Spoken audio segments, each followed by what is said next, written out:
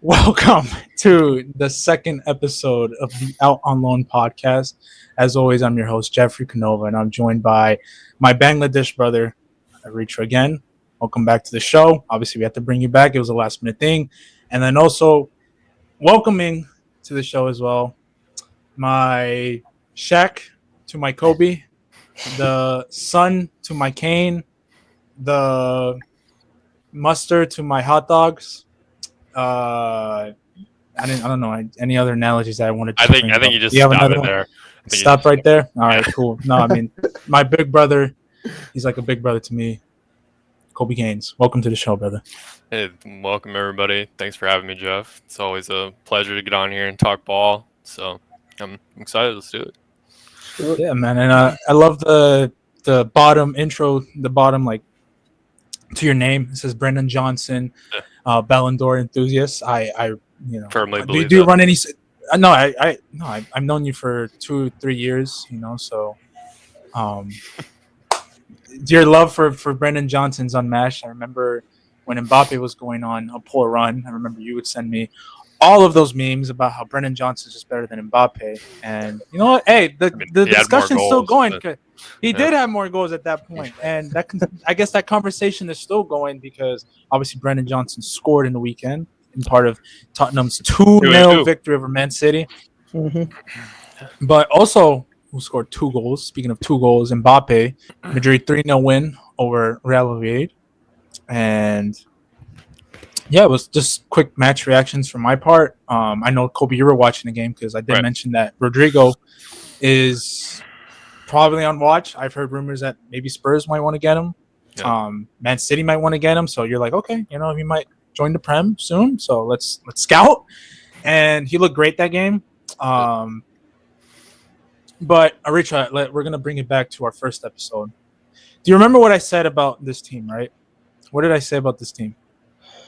I'm gonna test you real quick. I know I'm throwing you on the spot, but do Yeah. you remember what I'd said? I mean, I you said said- a lot of things. Starts with So I I was said- gonna say, you probably said a lot of things. I do say a lot of things, but I'll give you a clue. It starts with comp. It starts with what? Comp. Comp. Player Comp. competition? Competition. Exactly. The shocker that that all Madrid, even I did not. I was literally driving, and then I just stopped on the road when I got the text messages that Vinny was benched. Mm-hmm. I was shocked. I couldn't believe it.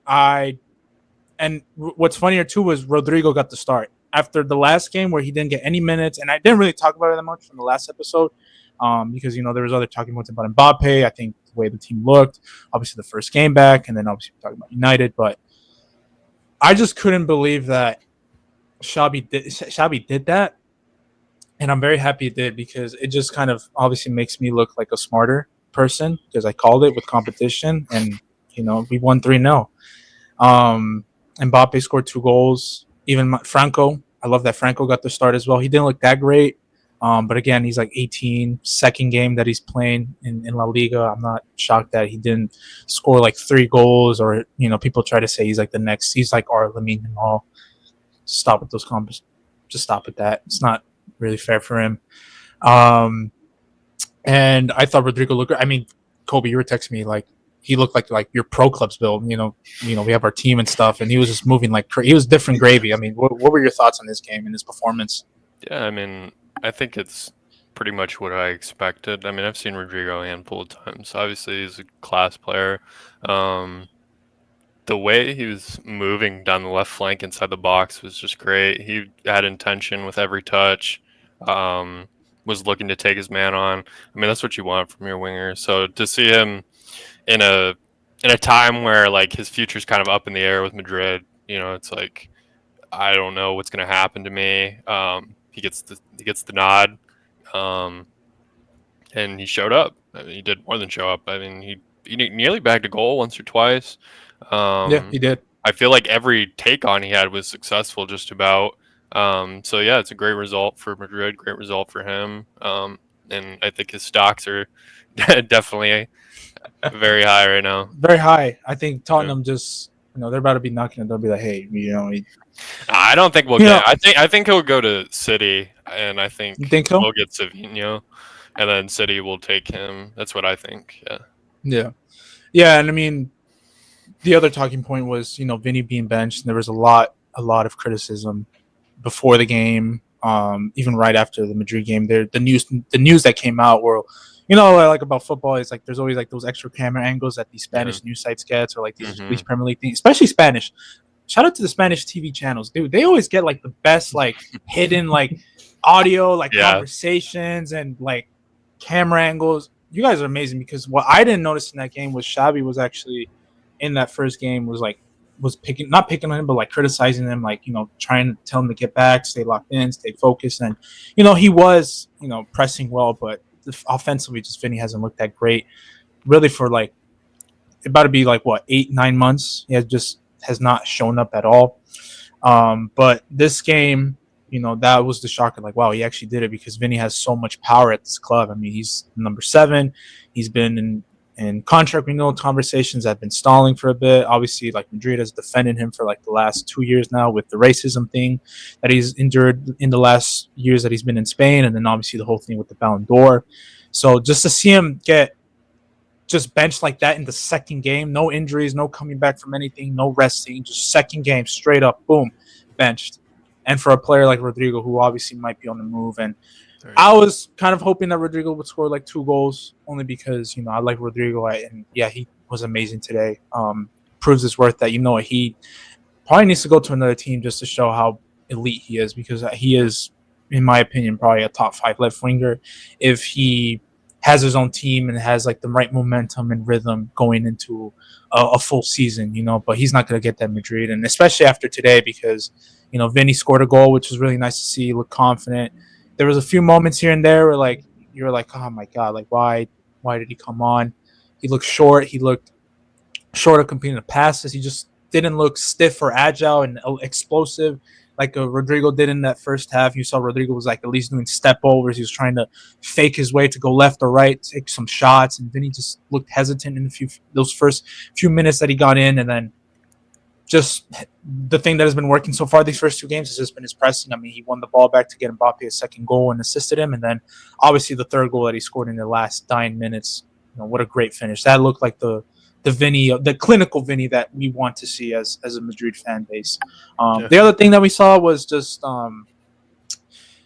like he got back that energy, that desire to want to play, because there was a moment where he got yellow card for diving and stuff like that, even though he did dive. But how Vinny is. He's an energetic player that wants to get involved into the game, and then he gets out, and then the fans were talking smack. You get the chants, the tonto chants, and which means dummy for anyone that's not a Spanish speaker. Tonto just literally means you're a dummy. So the whole stadium was calling him a dummy, a dummy, a dummy, and but I'm happy to see that he got his goal, got an assist. Hopefully this is the start. I said, Aritra, like I hope that he just needs a game where like he just shows out, and hopefully this is the game where he can start picking momentum. But it's too early to tell. I need like another 5 to 10 probably games for the next few months where like I'm like, yeah, he's back. He's back to his best. He's back to being the Vinny that we know.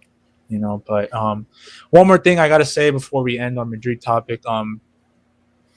Competition, like shout out, thank you, Xabi, for putting in there. Trent. Oh, just going back to the competition thing. Trent, watch out for your starting spot. Carvajal came back, he looked good.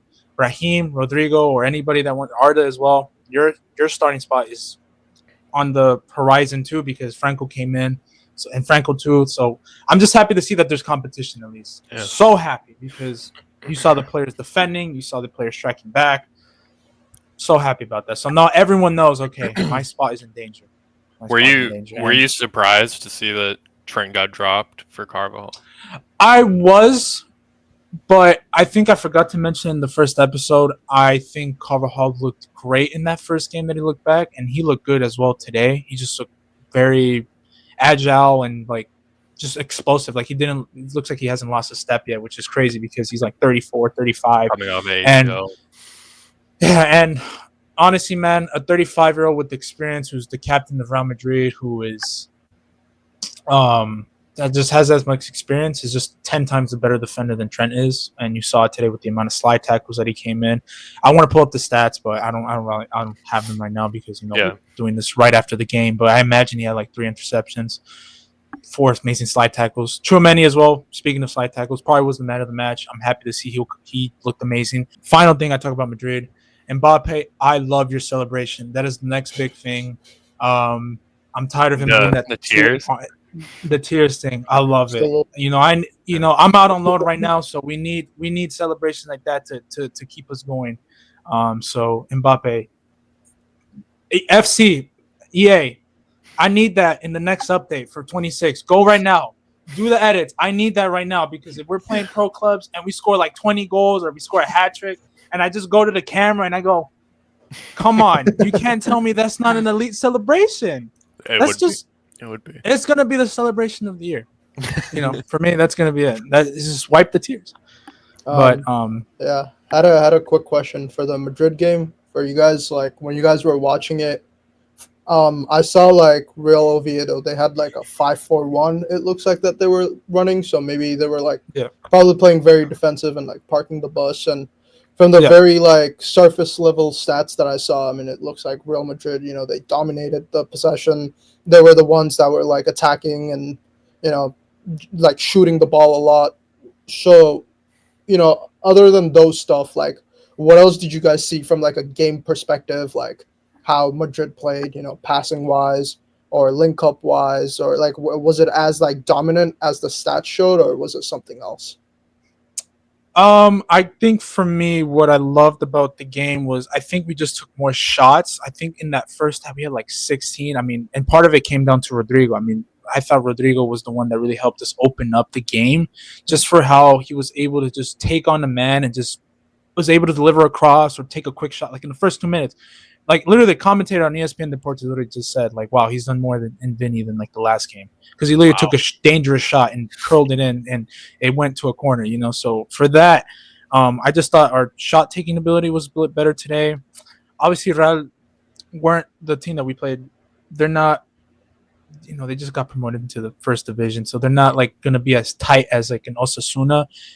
Defensively, so there was a lot of like spaces left open in there, and you saw it for the first goal. I mean, Arda just delivered a pin perfect pass, and Mbappe, man, the turn, the finish. I mean, it's just, and that open space Osasuna just didn't allow, because they had like 5 or 10, and they just know, because they're more experienced. They've played against this Madrid team, and like that's all I can say. But a lot of these smaller teams are just gonna play low block, so expect this until we play like a Barca, or until even an Atletico. I mean, Atletico is probably the best team that's going to be at the low block. But until we play a Barca, or we play against these other Spanish teams that start finding their groove, where like they can be an offensive threat, like an Athletic Club or a Sevilla maybe, or whoever pops out from the league. Like that's when you start playing like those teams that are a little bit more wide open. But for right now, I'm not gonna see any differences in like how teams are just going to approach with 5-4-1s, 10s,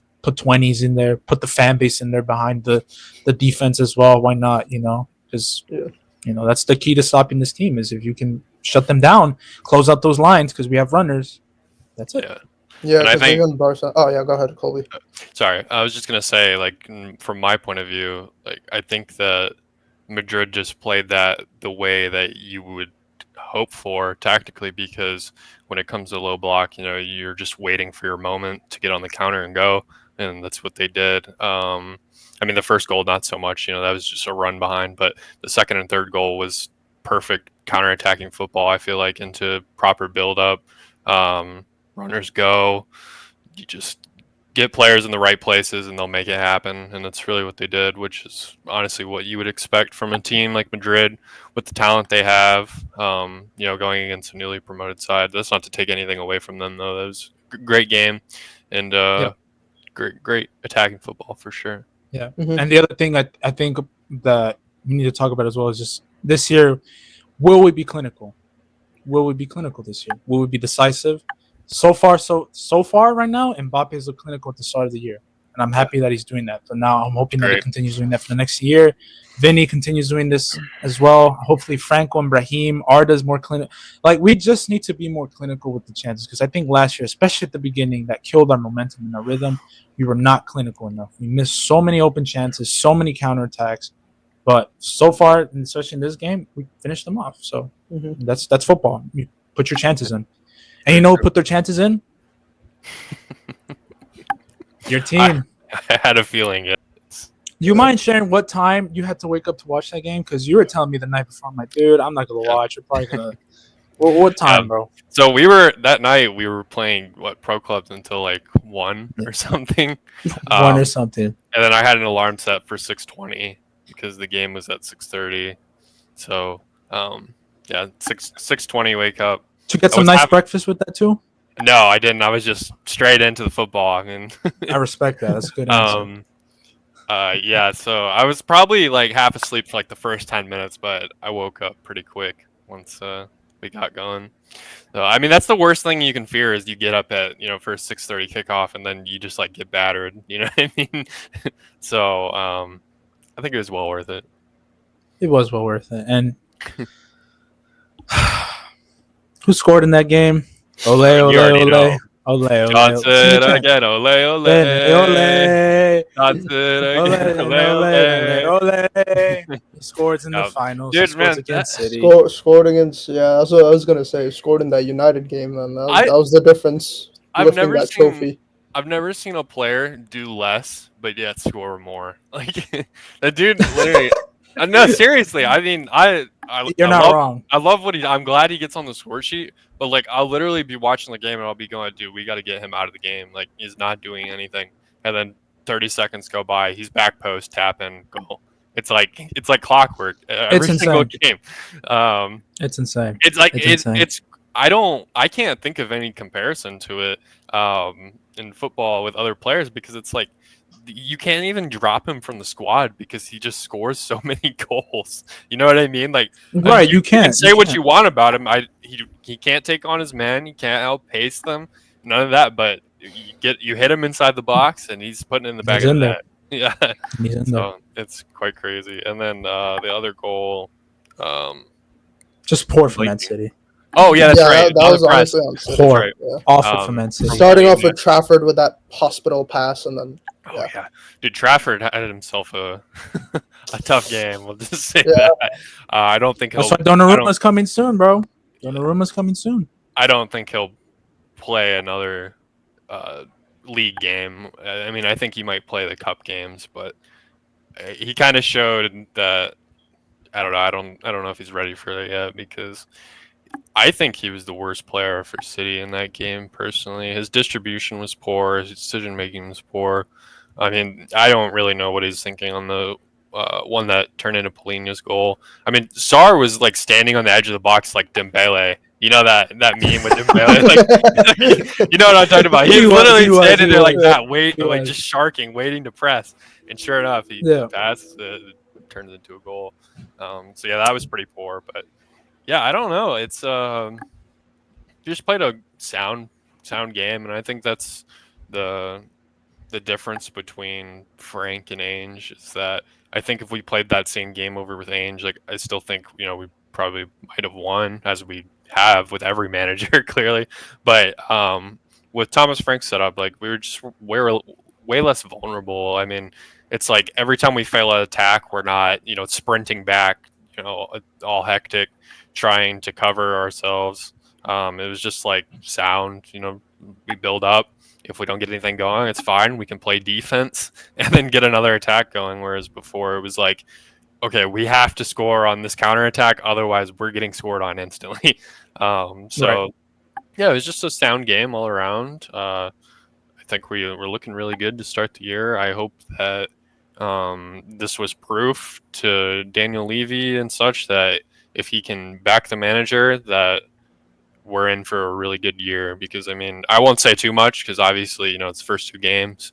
And when Ainge first started, it was the same thing. I think we went like nearly undefeated the first month, and we were top of the league, and then the rest is history. But I don't know. I just think that if we can get some more support in the transfer market and get a player to not reject us before the window closes in the next 7 days. Speaking about you, as a snake.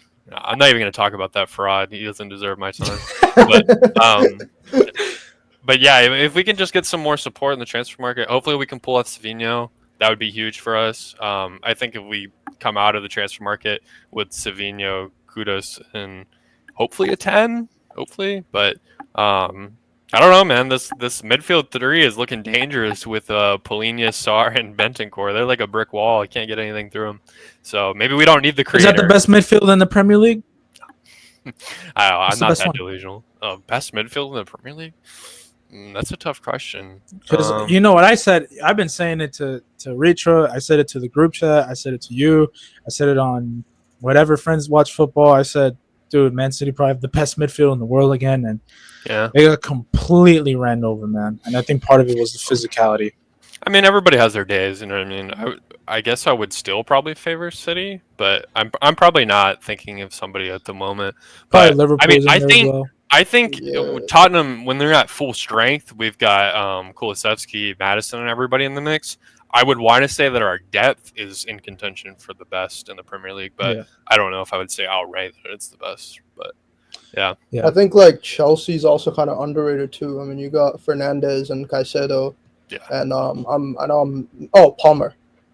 Cole Palmer. So like they're definitely up there. But no, I agree with what you're saying about Tottenham. Like midfield depth, like when you just see the whole list out there, it's you guys definitely have quality, like starting quality, both on the obviously in the starting 11 and also on the bench. And you know, with like, you know, Maddison having that injury, I thought, oh man, like it's gonna be like last year all over again, where you guys start off really slow. Seemed like it was only a matter of time before Ange was gonna get fired, and you know, you guys just somehow like kind of keep it together. Just like once again with Thomas Frank this year, with like Sarr, I feel like he's just your MVP. Like whenever I watch him play against United, he's just like everywhere, winning the ball, like making plays happen, like up the pitch, progressive, like whatever it is. Like he's so great, and I feel like he's a very underrated player in the Prem. Yeah, I think he's got an extra long because that dude is just running everywhere. He doesn't seem to get tired. He's running everywhere. When he gets taken off, he's still sprinting. Like that dude just never runs out of gas, I feel like. So yeah, he's very underrated. They have so many options in that midfield. Like I said, when they're healthy, I mean, it's a manager's favorite problem. You know, like being able, and that's a great thing because like we can choose our midfield, of course. You know, when they're full strength, we can choose our midfield depending on the opponent. Like we first saw with against PSG in the Super Cup, we played the same three that we played against City. Polina didn't start. It was Sarr, Bentancur, and I'm blanking, but just a completely defensive, rock solid, you know, midfield three.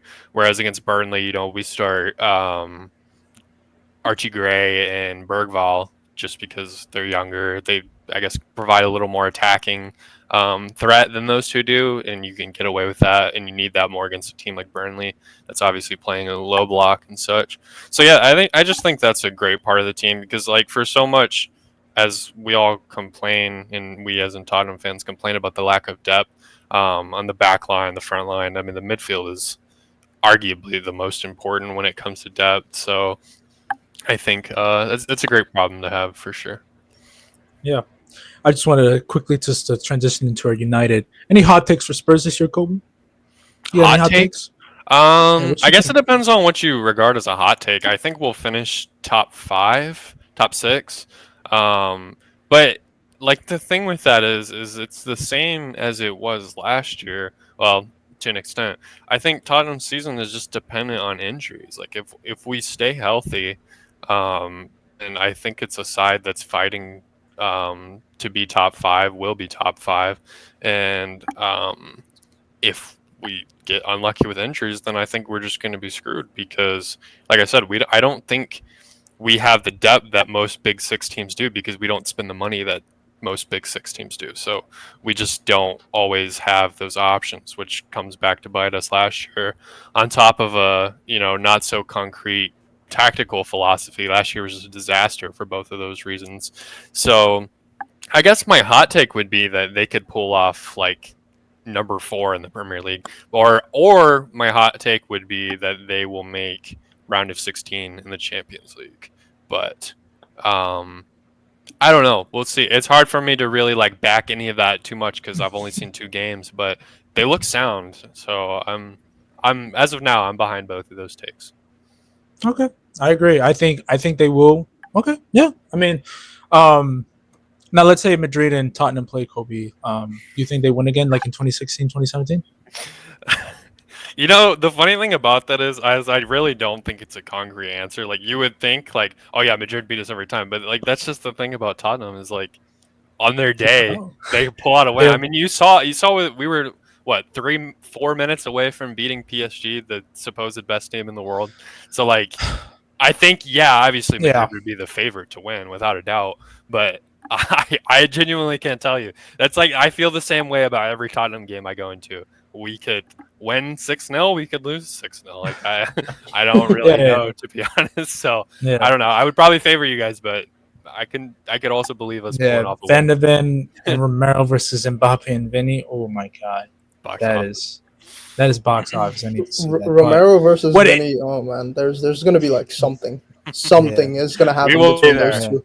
We will be there. That's box office. But you know what's not box office? Yeah. What did I tell you, bro? What are these transitions that you're cooking to? They're kind of clever. You can't even like he's cooking with his transitions. United fans, bro. I'm gonna speak to all United fans, bro. Go for it. Y'all are done, man. It's over. 2 games in, they're done. They're done. They're done. Why? Sesko sucks. Bruno sucks. All right, bro. Okay. Did you see the penalty? Did it? Okay. They're done. All right. What did I tell you? Yeah. What did you tell me? If I'm wrong, okay, cool. At least I get the views. No, I'm kidding. No, but really, no. No, but let's be for real now.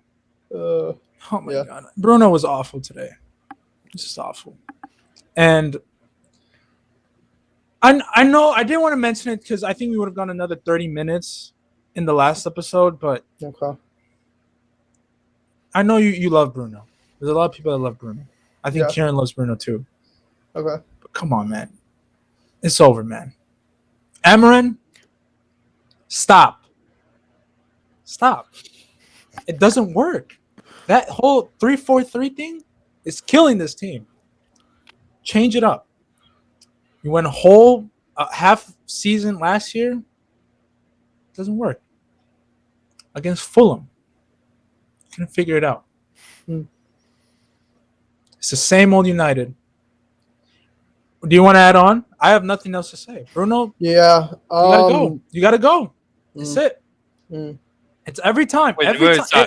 Are you saying that Bruno needs to be sold? Is that what you're saying? Gone. Oh my god. All right. Gone. Okay. I think for me. Gone. It's it, bro. I'm sorry. It's every time. Every time. Bro, okay, hold on. What do you mean? Okay, I'm sorry. Sure. United just frustrate me because I said they need to win that game. You need to win. Your captains need to score pull up with the performance. They need to score goals. I've said this about Madrid last year. I said after 3 games, I was like, I don't like the way we're playing. There's not bright signs. There's not good qualities in that team. There's some things that are missing. And I said about United, I said they need a result against Fulham because the momentum is going to go down and down and down and down. And Amarin doesn't look like he's going to change anything. There was a result, though. We got a point. You see, we got a United fan 11 here. points on Fulham, bro. There's a United fan talking about getting a point. I'm sorry, dude. It's just... Come on, what are the standards? This is what I mean. The standards for United have gone so bad. This is what we're saying. A point against Fulham. We got 1 point against Fulham.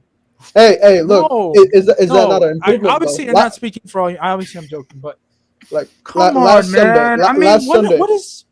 Hear me out, Jeff. Who's last next? Sunday. Who's next? Last Sunday we had 0.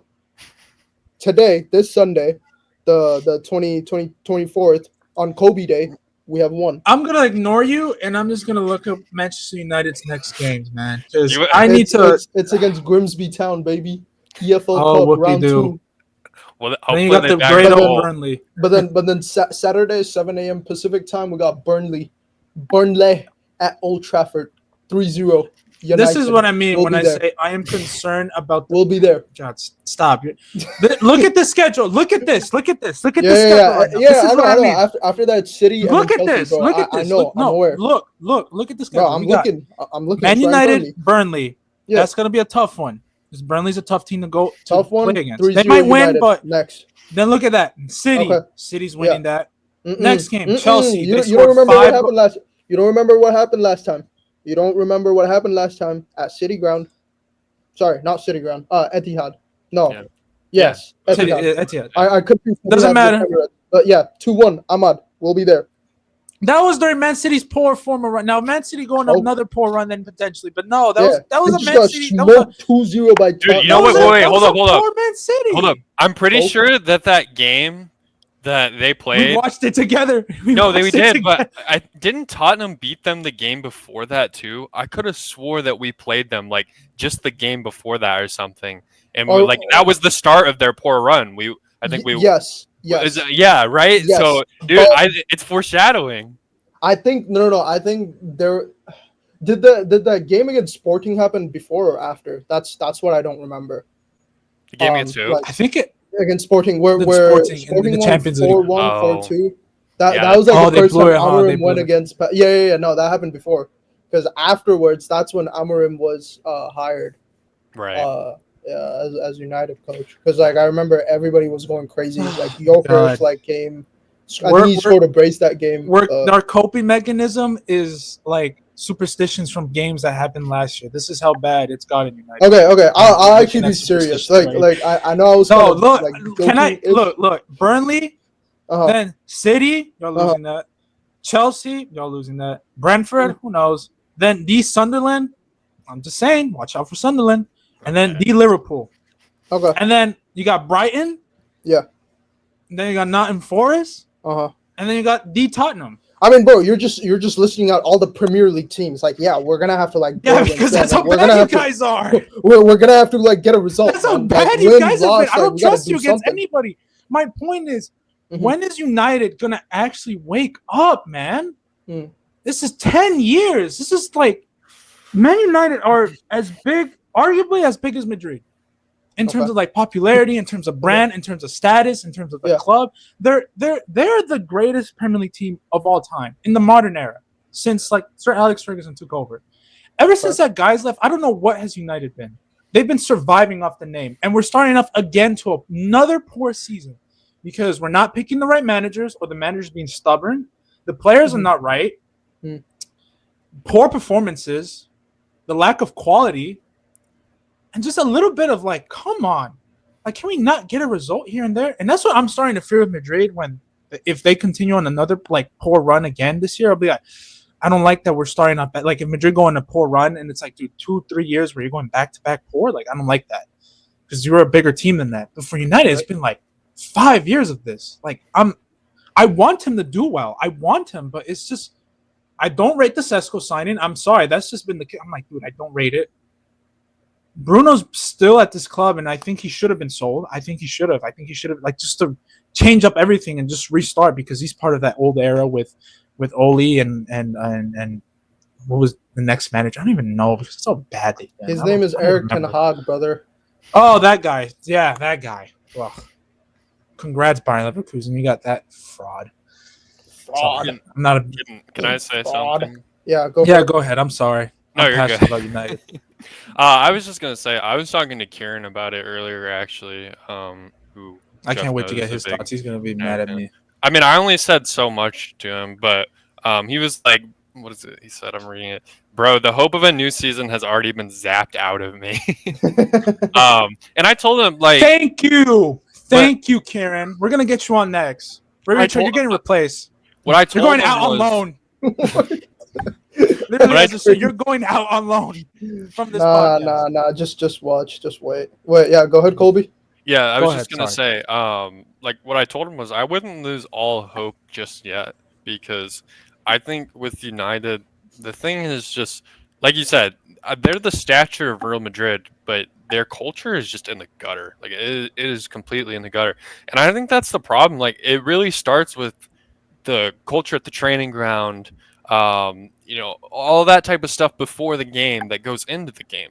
And I think that they don't have that right now. And I think that Amarim is trying to change that, and I think he will change that, but it's just going to take time. And now I'm not excusing them, spending upwards of 200 million on attackers and not getting a goal. That's not excusable any way you put it. But that being said, I think that it's just going to take time for them. And I mean, I said the same thing last year, which I think last year I think was fair grace. I mean, he had terrible players, new manager. I don't really think there was much Amarin could do in that situation. But this year, I think it's going to be a little rocky for them, but I do think that they will still perform. And if I had to predict, I think United will finish top 7 at the end of the day. So it's just going to take time. That's the thing, I think. Mm-hmm. Yeah, Colby, thank you for your sensible take. Because honestly, I agree with everything that you said. We need to have people to calm down. Yes, I get it. It's been 10, 15, 20 years since we've won like the Prem, the Champions League, the treble, whatever you name it. But we got to understand that it has been an unfortunate like series of events as to where we are today. A lot of it will, start with our ownership and the Glazers, and obviously now we have like Ratcliffe and co. They're trying to like fix the situation, and honestly, I think they're in the right direction. Like with the opening of Carrington, with Cristiano Ronaldo, he like fully blasted that team out like 3 years ago about how outdated the facility is. Everything is just bleak. $50 million. What an investment. Looks like a fantastic facility. Players looked happy.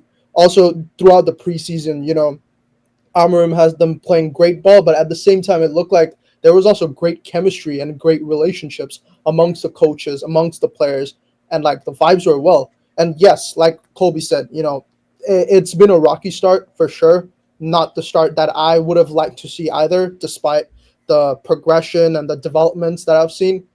But it's 2 games out of 38. Our goal wasn't to win the league this year. Our goal potentially wasn't even to make the Champions League. If we can, fantastic. But it's really to finish in the top half, the top 8, the top 7, top 6, whatever, and play better football than like what we did last year. We're also, you got to understand, we're also trying to like get rid of some of the players that has caused us problems, both financially, Bruno. player quality wise. Hang on. I'm getting to Bruno in a Talk second. about the bomb squad, bro. The bomb squad, right? And like, English journalists, man, they know how to come up with names, bro. Like, anyways, as I'm saying, like, there's still a lot of things that they're trying to like figure out and trying to clean house. But despite all that, and yes, like I said last weekend too, it'd be very disappointing after how we played against Arsenal to still like not end up with a win. And I was definitely disappointed with that. But I also feel like so many people are being so reactionary. They're calling for like Amarim's head to be out. They're calling for like Bruno to be sold. Like, are you mud? Are you mud? Like Bruno Yeah, that is quite crazy. That is quite crazy. He had, I mean, just look at his stats last year, and then also look at the impact that he had on the Man United. If Bruno Fernandes was not a Man United player last year, we deadass would have been relegated. I am not even joking. Like, we 100% would have been relegated. There was like 1 or 2 game where he looked gassed, so Amarim like gave him like the game off. Bro, we just could not create anything. Nothing. Like, not only did we get like, shut out, like no goal scored, but I don't think there was any kind of like forward pass or chances created. Bruno comes back the next game. I remember it was that game against Liverpool. Guess what? First 5 minutes, already like 2 chances created, already like an assist, already like we just look so much better, so much better. Now, yes, he's also not playing in that 10 position. He's playing more of like a central mid, and then he's kind of looked off. And today he didn't particularly play well, and that missing that penalty, it didn't look good on him either. But he's been like our best penalty taker and also one of the best like converter since he's been in the league. I know that I saw this stat. It was like oh, since 2020 when Bruno Fernandes has been in the league, he's missed the most penalties. I saw that. Who's taking the most penalties? Right. Like, It's the same with Salah. Salah's missed the same. Exactly. Like, he's missed 5 penalties in 5 years. Okay, Yeah. 1 penalty 1 year out of like the 5 to 10 that he takes. He has like a 90%, 95% finishing rate. That's like about as good as you can get on a stat level. Like, even the best of the best penalty takers, they miss sometimes. And I'd rather him miss in this game than like miss in like a Europe Champions League like knockoff elimination game. You know, where like the stakes are much higher. This is like the second game of the league. Like, yes, it sucked how the way he missed it and all the criticisms coming at it, but it's like people just need to calm down, man. Last year he also started off slow, and then he kept on. He was the only one. Like, I don't know if you guys follow Foot Mob stats, but he was the only player that had a green or like a blue star, like blue colored around him, and everybody else was like orange or red. That was him. That was Bruno, the Capitan. Yes, it's tough for him to like sort of settle into this new role, but I still thought in that Arsenal game he was effective. In this Fulham game, sure, he wasn't as good as we would like to see him, but he'll be better. He will be better. He has my trust. Amorim also has my trust. Just give him some time. Yes, our midfield got ran over today, but they'll see this in film. They'll figure out a new strategy. There's still like players like Colby and Xerxes that we still haven't played. So like we've yet to see those, and it's way too early to define like United's season as being a success or a failure. So best thing to do is just wait and watch. Correct. Agree to disagree to end off this episode. What was that you said? You hope to see. What was it that you said? You're wishing, or we're too impatient. Yeah, I'm impatient too. I can't wait to see them get 15th again. That's what I can't wait to see. 3-0. That's my prediction. Okay. We're lucky we don't have more time. I would be digging into you right now, Jeff. Whoa, pause. Pause. I would be going in right now on the stuff you're saying, but that we'll save it for next time. Mm-hmm. We'll save it for next time. There will be a next time. Maybe we'll go back to it tomorrow on tomorrow's 3rd episode of the Out on Loan podcast. You've been listening to me rant about Bruno and Madrid, Colby praise the Spuds, and Aritra defend a United team that just hasn't been the same. But thank you for listening. Thank you guys again for joining. I can't wait to revisit this when United are in 15th again. Spurs wins the Champions League and Madrid get relegated to the 2nd division.